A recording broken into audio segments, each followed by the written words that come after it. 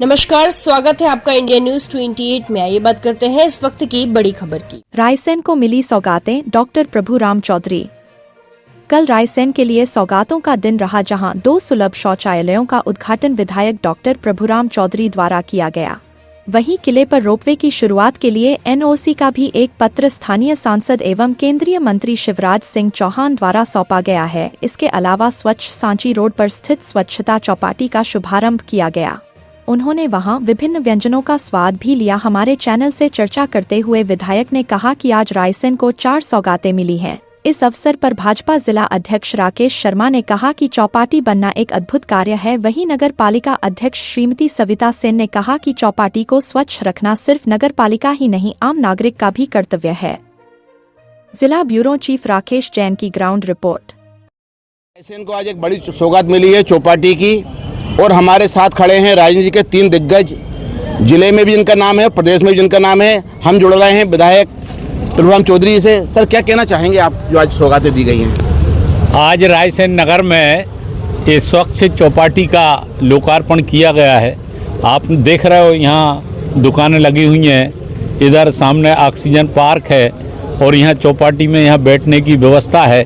एक पार्क के रूप में भी अच्छा हमारा जो ऑक्सीजन पार्क डेवलप किया है, इसका आज लोकार्पण था। और 2 और रायसेन नगर में स्वच्छता परिसर, एक वहाँ 18 नंबर में, एक 13 नंबर में, उसका भी लोकार्पण किया है।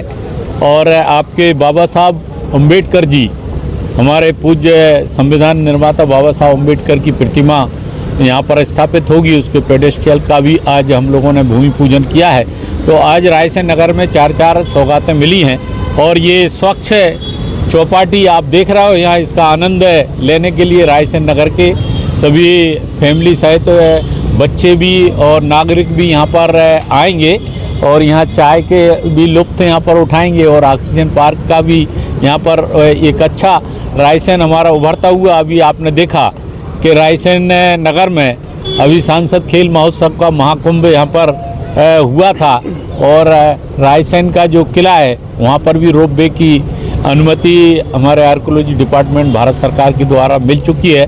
तो अब रायसेन आगे बढ़ रहा है, उभर रहा है और इसको स्वच्छ बनाने के लिए भी हम लोग काम कर रहे हैं। आज उसी कड़ी में आज ये स्वच्छता चौपाटी का हुआ है।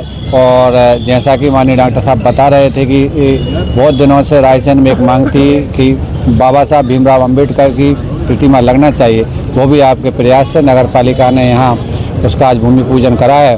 और शहर स्वच्छ रहे, इसके लिए भी ये देखा गया कि कई लोग परेशान होते थे स्वच्छता को लेकर, उनको कई बार ऐसी परेशानियां होती, खासकर महिलाओं के लिए।